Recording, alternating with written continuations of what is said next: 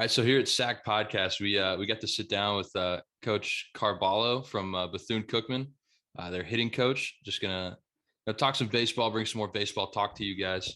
So Coach, you played 4 years at Bethune Cookman as a catcher, first baseman, DH.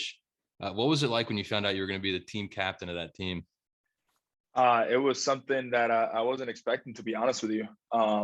It was kind of junior year going into senior year, and a few of the guys and our head coach, Coach Beverly at the time, kind of like decided I was the guy, to lead the team, and it was an opportunity that was it was an opportunity that came, and I never expected it. Coming in as a freshman from Puerto Rico.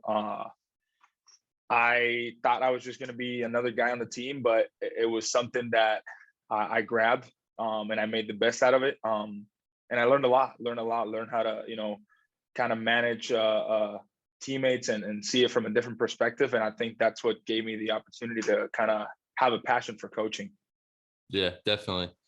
So I know after you played your 4 years here, you went back to Puerto Rico to play some ball. What kind of led you to that decision to go back there and play? So once I finished, I was done with college. There's a league in Puerto Rico, and all my family has played in it, and I kind of want to, all my family lives in Puerto Rico still. So I just wanted to go play in that league that my father played in. My grandfather played in it as well. And it's a lot of fun. It's a different atmosphere over there. You got everybody yelling, and it's a little different.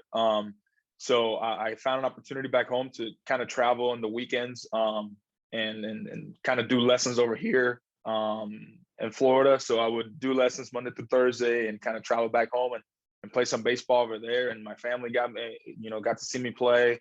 My grandfather got to see me play, and it was cool just playing in that atmosphere. Yeah, it's definitely cool when you get to do like generational things like that. Absolutely. And you could definitely tell the atmosphere is different because like when the MLB lockout was going on, you had guys like from Puerto Rico, from the Dominican Republic going back and just playing like backyard games. And I thought that was one of the coolest things I've seen in baseball. Yeah, man. It's just, I grew up with that baseball, so I always had a dream of, I gotta have the opportunity to kind of experience it as a player and not just as a fan. Yeah, definitely gives you a different aspect on the culture of baseball down there. Absolutely. So what got you started back at Bethune Cookman as a coach for your second stint there after playing? So it was, I was at the time, I was running a indoor facility. I kind of started running that and doing lessons and working with high school kids. And the opportunity presented itself when one of my closest friends, Keith Zuniga, he's a pitching coach and recruiting coordinator at New Mexico State currently. He was the pitching coach here, and he had kind of talked to me about, he was a grad assistant at Bethune Cookman. And once he was done with his 2 years as grad assistant, I was going to take over. At the time, Coach Beverly decides to step down as the head coach here, middle of the break. So December going into January. And it was kind of chaos for a second. So he steps down. Keith Zuniga gets promoted from grad assistant to an assistant coach. So they were in need of a kind of a guy to come in and help out and be a volley. And Coach Barrett Shaft gave me a call and granted me the opportunity. I was in the area, so it was kind of an easier transition. But it was something that, again, I wasn't expecting to be back where I played, and got in January. Knew the guys that were part of the team just because I was just recently there. And I stayed connected with the program, but got in, started working and helping Coach Shaft with the hitting, the infielders especially. And that first season, man, he threw me in the fire coaching third base, giving me, a lot of freedom as a first-year college coach. And I just ran with it, and I found a passion and try to find a way to learn, seek for advice from, previous coaches. My dad was my coach for my entire life. So just kind of trying to listen to a lot of people and kind of see what I like and what I don't like and keep what I like and roll with it. Yeah, it's definitely one of the things I've learned. This is my first year coaching a team. I've previously done like lessons back in Texas, just kind of with like friends, brothers, friends that just needed help with baseball. So I started off with that, but I was kind of drawn off of what my coaches went over and all the drills I did back when I was playing. Right. But coming in and coaching now with guys that have been coaching for 15, 20 years, some guys that have played, high level baseball, leaning into them and kind of figuring out what they do now. Cause like, as you know, baseball changes all the time. There's always new drills coming out, always new equipment to assist with that. So definitely, and then being thrown into the fire, because one of the things that they do with me a lot is they'll just go, hey, take the first baseman, work on some drills. It's like, well, do you have anything specific? And it's like, nope, just figure it out, find something, make it better. So I think Yeah, that's the best way to learn is just get thrown into the absolutely. fire. Absolutely, man. It really was. Yeah. So as a hitting coach, like one of the things I try to balance is like how much you're correcting like form and like how they're swinging in game versus like in the cage. Obviously, you can get super in depth with it. It's like, how do Yeah, you balance out how much you're correcting guys like in game and things like that? man, that's a tough question. I think that's the hardest thing to do, especially with guys, at this age in college. They're trying to figure it out. But in the fall, I think I'm more of a kind of hands-on correcting coach. And middle to late fall, once they get here, I kind of don't say anything through the first 3 to 4 weeks of individuals, just because I'm kind of watching and not analyzing. But I really believe that they get here with a swing, and if I'm quick to, or anybody on our staff is quick to change that, they're gonna say, you brought me here like this. Why are you all of a sudden changing me in the first day? Mm-hmm. So, I kind of give them a lot of freedom and kind of see where how much are they going to fail before they're trying to make an adjustment. And then we go from there. But in the fall, through scrimmages and BP and stuff like that, we try and video as much as we can and kind of cover holes as we see. But in season, I think it's more of a mental side than a physical side, unless the physical adjustment is so big that it's something that's very noticeable and needs to be adjusted ASAP. But through the season, like right now, there's some guys in our lineup that are struggling, or some guys that are in a little slumps here and there. But we try to attack the mental side more than the physical side, just because I think that's hitting is hard enough, so, and hitting is going to come and go, as and some guys, obviously that's hard to swallow and understand. They think that every game they're going to 2-3 hits, and some guys do that and some guys don't, but you got to understand how to fail and how to keep the mindset a positive one and succeed as much as you can. But yeah, I would say in the season, during the season, it's more of a mental aspect than a physical one. But yes, obviously that there's days that we go in the cage and tune in and do some tee work and some short toss and front toss work and try and eliminate unnecessary movements. I think in the cage we try and do as simple as possible, and once we get on the field and in the box, we start moving around like we don't do in the cage. And I understand, adrenaline, and you're facing a pitcher and you got this and you're trying to perform, but we try to emulate as much as the cage as we can in the game. Yeah. So it basically sounds like just instill confidence in the season, work on the small stuff after the season kind of thing. For sure. So do you plan on staying in baseball? Do you plan on staying as a coach for the rest of your career? Or is that just something you're doing for now? Absolutely. No, that's the plan. The plan is to stay as long as I can in the game, as long as I can coaching. I think this is what I want to do for the rest of my life. No doubt about it. I've decided that, and I think it was decided, but before I even knew that it was decided. That one of those kind of things. Going back to my senior year in college, which is kind of how it started. I'll be honest, I was kind of a platoon guy. My senior year, I thought I was going to be a starter, and I wasn't. And at the beginning, it was tough, being the team leader and now being a starter and not being, an everyday guy. So I didn't know how I was going to handle that. But it was something that, a freshman came in and, beat me out, and I took it as it was. It was the truth.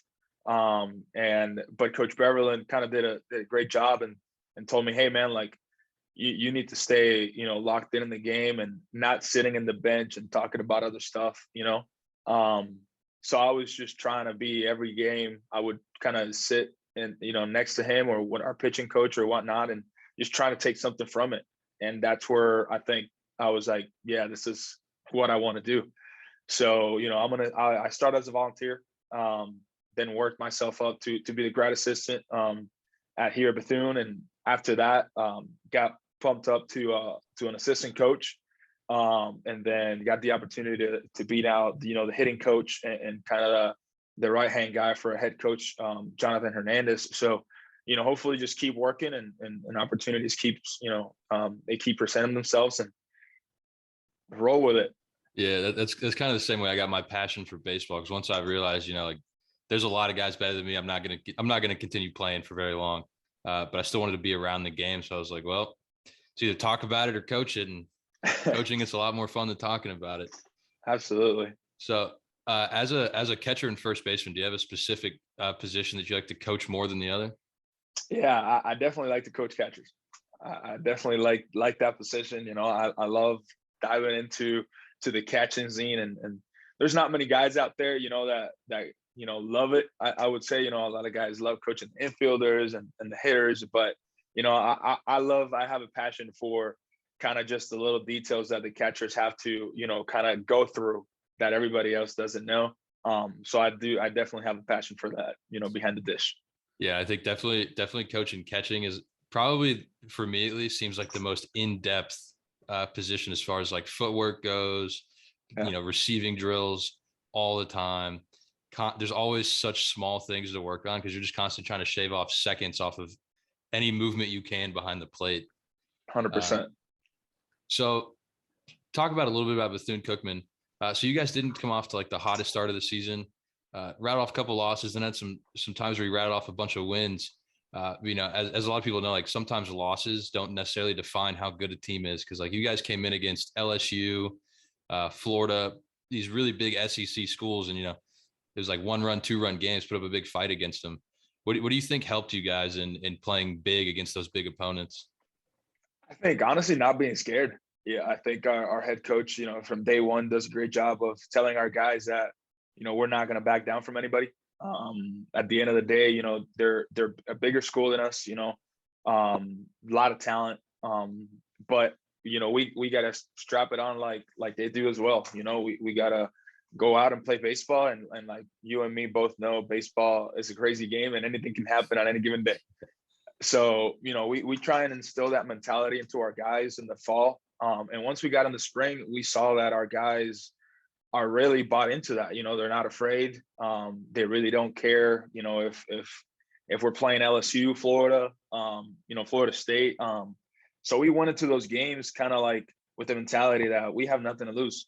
We're just here and we're just going to play to the best of our ability and control what we can control and put up a fight. And trying to win a baseball game. And I think our guys did a great job of that. Like you said, the bunch of losses and the bunch of wins, I think that's the one thing that we're trying to work through and struggle through the season. Is finding that consistency on both sides of the diamond.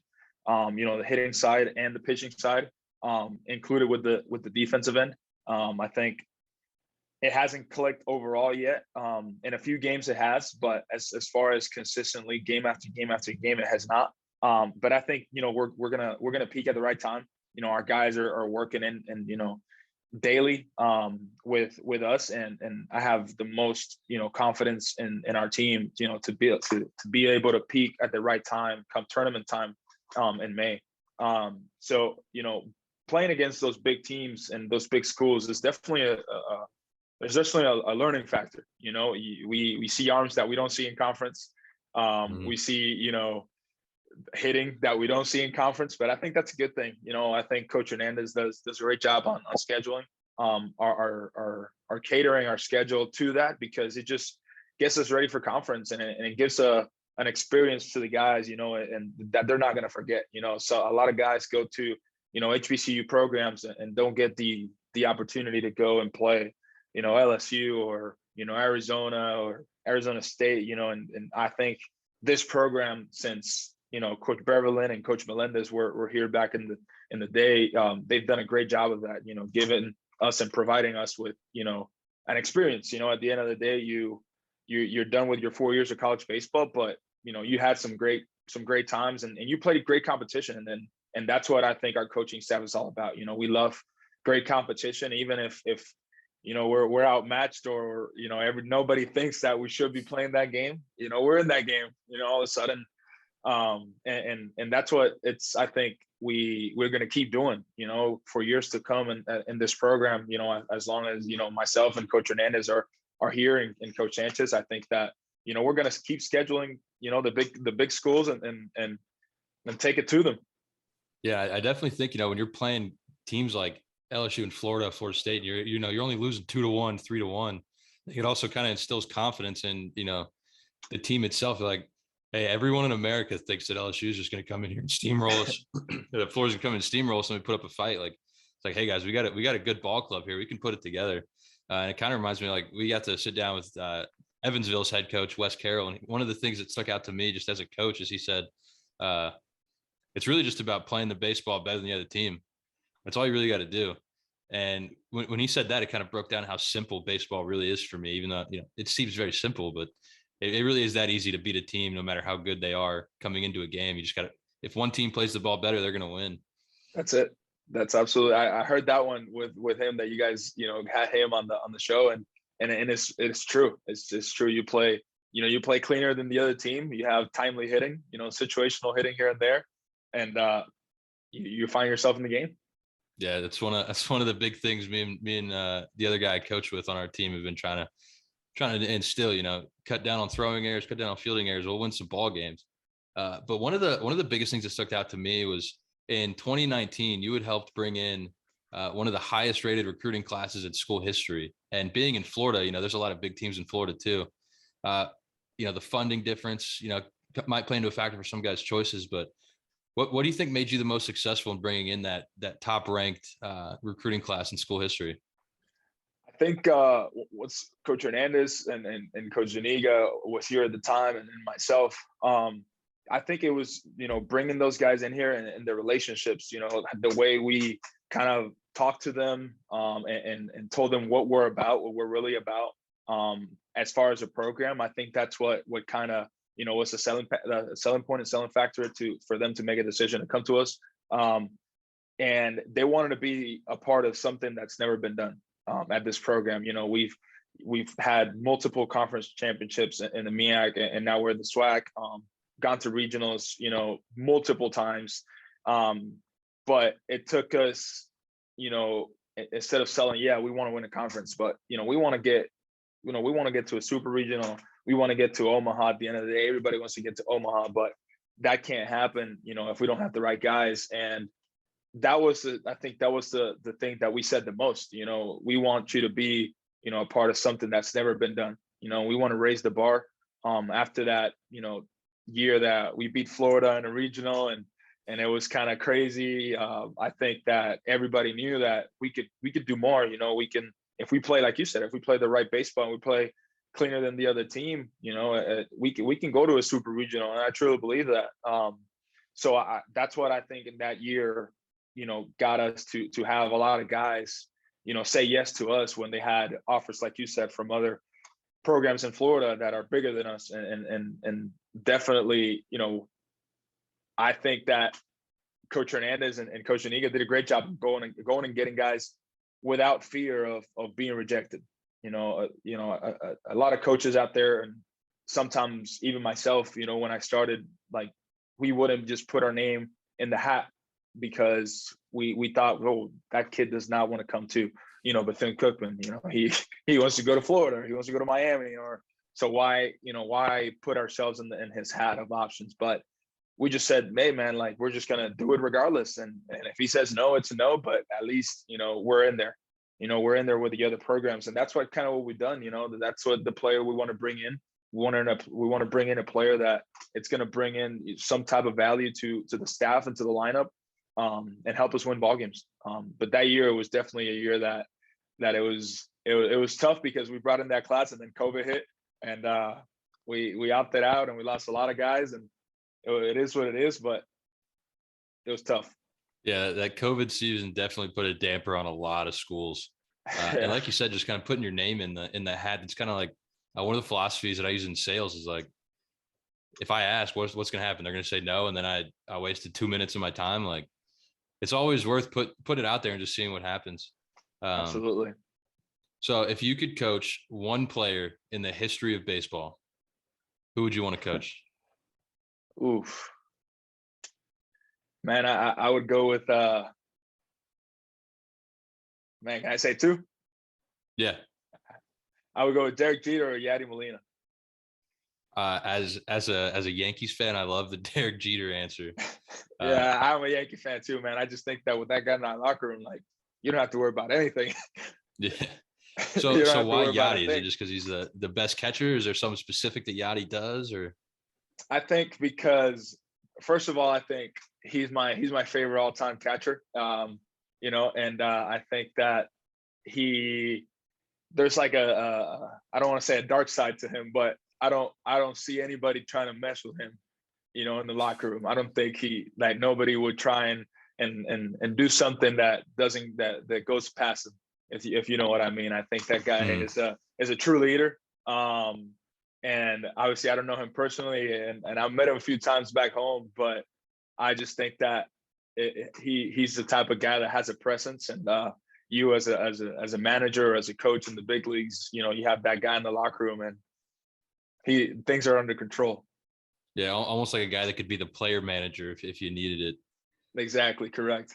I really believe in team player leadership. So yeah, so kind of going back to the recruiting thing, for anyone that's like kind of looking into playing college baseball, what's one of the things, maybe like one of the non-tangible things you look for that kind of qualifies or disqualifies a guy from you wanting him to come to the program? I definitely would say, little things on the field, as far as, hard 90s, how you run onto the field, in between innings, if you look like you don't want to be there, or if you look like you want to be there, and little things as far as, when we go out to recruit, we're in a big tournament, I try and look at, if somebody stands out, he passes the first test, I try and look at what he's going to do after that, after he's passed the first test, to kind of like get my attention again. Whether it's be, a dirt ball read, kind of a plays like that, because we want to bring in guys that are, gonna help to our program in different ways than just the traditional ways. The doubles and the home runs are sometimes are not going to be there. So how are you going to help us besides that? So things like that. I mean, off the field, I would say, grades are one thing. Everybody says it's kind of, set every day, like you got to have your grades and stuff like that. But I think it speaks highly if a kid in high school, has barely a 2.0, without a college student athlete schedule, to put it that way. Because once he gets to us, I don't think he's going to be able to handle, a day in the college life, of a baseball player or a student athlete for that matter. So that's one thing that I think, off the field, grades and stuff. I think it stands out. It speaks a lot of the kind of person and kind of student they are. That if we take a chance on a kid like that, we got to be able to manage him and kind of keep tabs on him in the classroom. Yeah, so it seems like now that I've gotten into a little bit the younger side of baseball, that a lot of those intangible things are kind of instilled in somebody by their coach at a young age. That's definitely something that we're working on now. Because being 10 years old, every 10-year-old thinks they're the next Juan Soto or the next Bryce Harper. So they I love that they all come in with that confidence of like, I'm good at baseball. I'm on this travel team. I got selected for a team, and I love the confidence. But then you gotta make sure that they have to earn that confidence. And I think that's kind of what leads them into having those intangibles of running onto the field, always doing hard 90s, and doing all the small things right. Definitely starts at a young age. It does, man, and I that's good that you're doing it early, because I know a lot of coaches that I've been, at games, and they don't keep their players accountable, and it's tough to keep players accountable, especially in travel ball, because you're not with them every day. But once you get to the college level, and you're with your players every day, you're with your team and with your guys more than you are with your family. And it's you got to keep them accountable, because at the end of the day, if either they go to pro ball or they don't go to pro ball, but they're going to be people in society. They're going to have jobs, and you gotta teach them. You got to keep them accountable, and you don't have to bark at them every time. But I really believe if us as coaches do a little bit of a better job of keeping players accountable with the little things, it's going to pay off for them. They might not understand it, and they might not like you at the moment, but they're gonna thank you, later. Yeah, I know. Definitely looking back, I had coaches that I thought playing, I was like, this is ridiculous. Why is this coach making me do this? And now that I'm coaching, I'm looking back going, that was a good idea. I'm going to start doing that in my practices. Yeah, it's crazy, man, how it happens. I the same thing, a bunch of times I've said it, even with locker room stuff, with how you keep your locker, and jerseys and hangers, and pants folded, and cleats, in line, and stuff like that. Just little things like that as a player, as a freshman and sophomore year in college, I was like, how is this helping us? Why are we running because of this? Or why are we running because the lights were kept on in the locker room all night? Like, what is going on right now? But then now as a coach, like you said, I see it. And I am the one, and our coaching staff, we have to enforce it. And it's crazy how it pays off, little things like that. Discipline outside of the field goes a long way. Yeah. So we're gonna wrap up with just a couple more questions. So what's your most memorable experience in baseball, whether that be coaching, playing in college, playing in Puerto Rico? Is there like a specific play that sticks out? Any memory that sticks out to you? Man, I think my senior year as a player, we were struggling to score a run. We were in a tie ball game to kind of go. It was to clinch the tournament and go to a regional. I wasn't playing at the time. It was the ninth inning. We're the away team. Game tied. It's been tied since the fourth inning. And I come in. I was a good bunter. I come in. I lay a sac bunt down. Go ahead runs that second. And I come in from the sac bunt. I tell one of my teammates, hey, man, like, this is what this guy has. You got to let the barrel out front, stay inside the baseball and drop the barrel. And we're going to take the lead right here. And I think second or third pitch of the at-bat, he did that. He hit a home run. We got the lead, and 3 outs, and then we clinched the regional. I think that was a pretty sweet moment. I think as a player, to clinch regional my senior year and go to Florida and have a great experience at regionals there. It was pretty cool. Yeah, I think that kind of shows how you might have gotten your start as a hitting coach. Yeah, yeah. So what's the best stadium that you've ever played or coached in? Man, I want to say LSU. We just got back from LSU, and this season we went to coach there, and it was pretty sweet. I think the stadium was awesome, but the atmosphere was even better. They filled that place up, and it was pretty sweet. It was pretty sweet. My freshman year, I played at Arizona State, but most memorable, I think, as a coach, because I kind of, as a player, I was kind of sped up. I'm not gonna lie, in all the stadiums we went to, Louisville was one that stood out as a player, but as a coach, I think LSU, man, I kind of sat down and saw it from a different perspective, and it was kind of cool. Yeah. So as it sounds like you listen to a lot of our podcasts, you probably know one of our co-hosts, Brennan, is a LSU student and big LSU baseball fan. So he'll love that answer. Yeah. And then final question, down in Daytona Beach, what's the best place to get food when we come down there to watch the Bethune Cookman baseball? Man, I'm gonna say Bethune Grill, man. A lot of people don't know about it. It's a really small place on campus. It's they say it's the best wings in Daytona Beach, but I would say Bethune Grill. A lot of people are not gonna give you that answer if you ask that in Daytona Beach, but I'm just gonna go with that one. Is that on campus, or is that? Yeah, it's on campus. Our campus is a kind of an open campus style. So there's different things, but it's on campus. It's on campus. Yeah. So all right. So whenever I make a trip down to Florida, I'll definitely try to stop by the Bethune Grill. Hey man, you tell me, and I tell me. Lunch on me.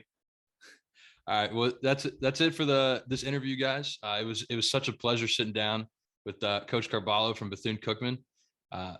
We'll see what kind of season the rest of the season they have. You know, they're sitting third in their conference. You know, still in there for the fight. Hopefully, put up some more. I know you guys got I think Florida coming up later on in the season again. Yeah, we have Miami. We'll see on what kind of Tuesday. fight they put up again. See if they can come out with a dub against one of these big schools. I think that'd be awesome to watch. Yeah, that's it for this one, guys. See you in the next one. Thanks for having me.